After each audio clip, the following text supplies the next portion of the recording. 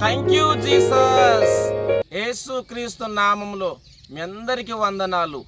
ఈరోజు దేవుడిచ్చినటువంటి అద్భుతమైన మాటలు కీర్తనలు 20వ అధ్యాయము 1వ చరణం.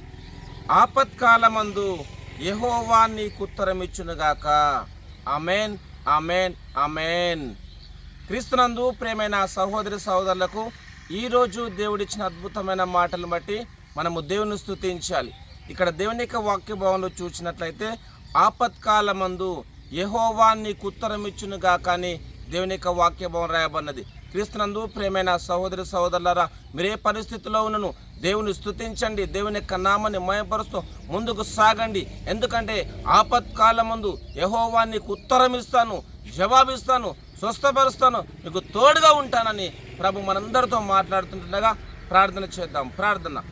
ప్రేమగల దేవా, మీకు వందనాలు తండ్రి. మీ ఇచ్చిన అద్భుతమైన నీ మాటలను బట్టి మనం స్తుతిస్తున్నాను. ఆపత్కాలం మంది యెహోవా నీకు ఉత్తరం ఇచ్చునుగాక అన్నావు తండ్రి, మీకు వందనాలు. ఎంతమంది అయితే తండ్రి ఆపదలు, కష్టంలో, బాధలో ఉన్నారో తండ్రి ప్రభా, వారికి జవాబు దయచేయండి, విడుదల దయచేయండి, స్వస్థత దయచేయమని, నీ కృప తోడుగా ఉంచమని యేసుక్రీస్తు నామములో ప్రార్థిస్తున్నాను తండ్రి. ఆమేన్, ఆమేన్, ఆమేన్.